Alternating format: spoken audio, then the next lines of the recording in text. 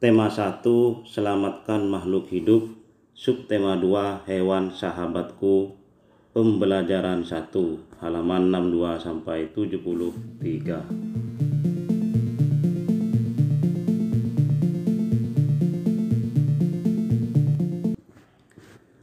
Apakah kamu penyayang hewan? Apa saja manfaat yang diperoleh manusia dari hewan? Bagaimana cara hewan berkembang biak? Ayo kita pelajari bersama-sama.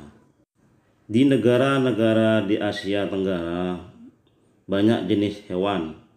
Antaranya ada yang dijadikan sebagai makanan, simbol negara, dijadikan binatang peliharaan. Contohnya ada gajah putih dianggap suci oleh beberapa negara di Asia Tenggara seperti Myanmar, Kamboja, dan Thailand.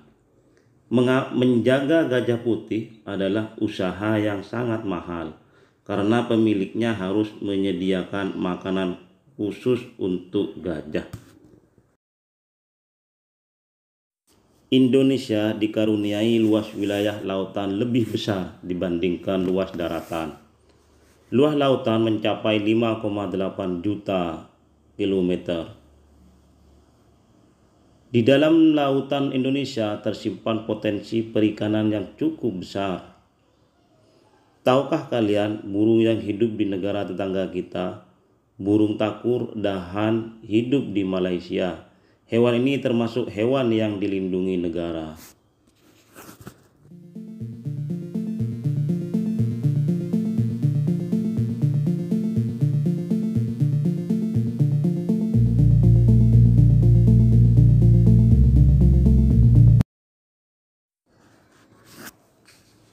Kalian kelompokkan hewan-hewan yang ada di dalam teks dan temukan ke dalam diagram Venn berikut berdasarkan cara perkembangbiakannya.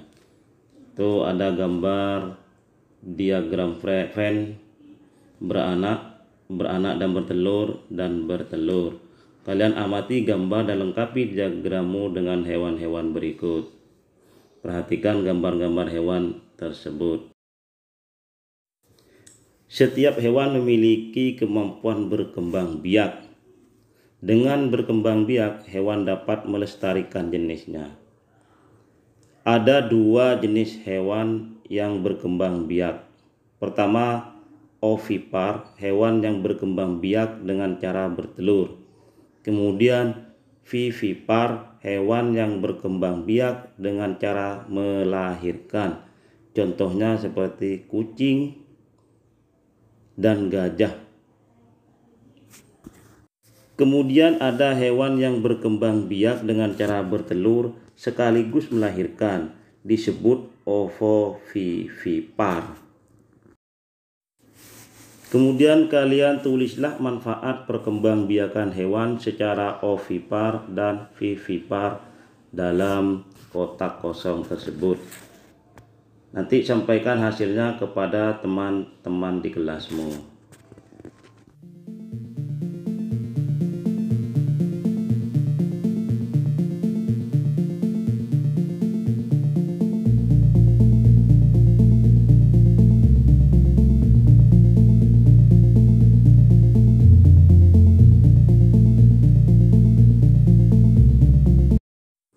Sekarang kita akan pelajari mengenai kegiatan ekonomi di kawasan Asia Tenggara terkait kondisi geografisnya.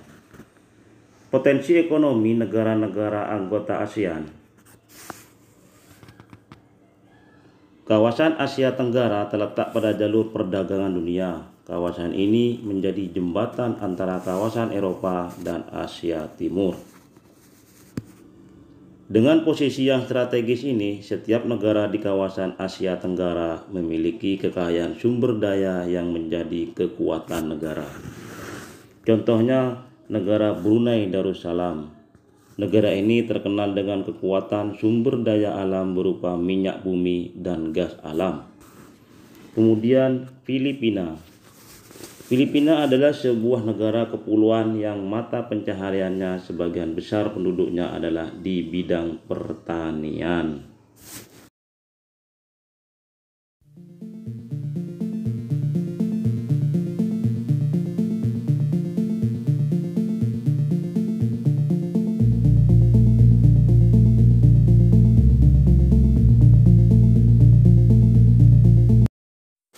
Kemudian negara Indonesia sendiri, yaitu negara kepulauan terbesar di kawasan ini. Indonesia memiliki ragam sumber daya alam yang sangat kaya. Saat ini Indonesia mengekspor minyak dan gas bumi, tekstil, dan produk-produk dari kayu. Pertambangan masih menjadi salah satu pintu masuk para pengusaha mancanegara ke Indonesia. Kemudian negara Kamboja. Kamboja mengalir Sungai Mekong. Daerah di sekitar Sungai Mekong merupakan daerah yang subur. Mata pencaharian penduduk Kamboja adalah pertanian. Kemudian negara Laos. Laos bertetangga dengan Kamboja. Negara ini dilewati oleh aliran Sungai Mekong.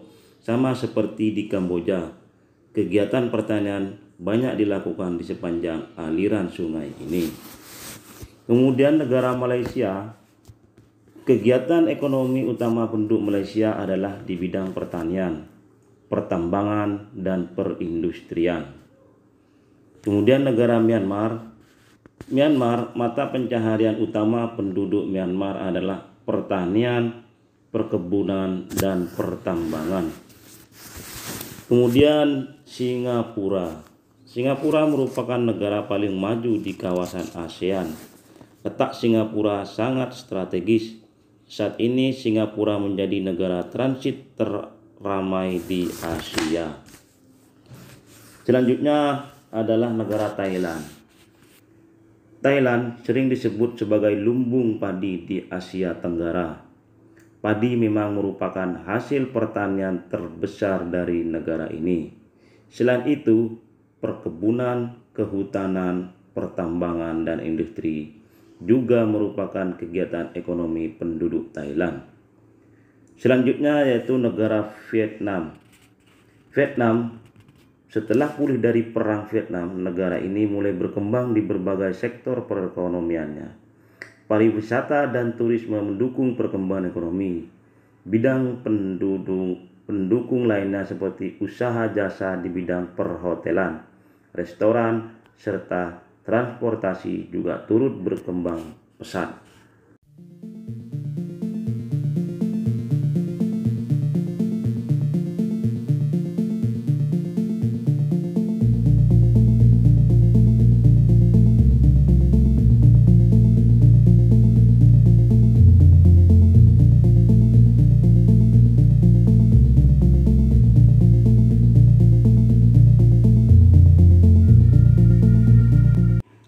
Setelah kalian mempelajari dari awal tadi, coba kalian renungkan apa saja yang telah kamu pelajari dari kegiatan hari ini.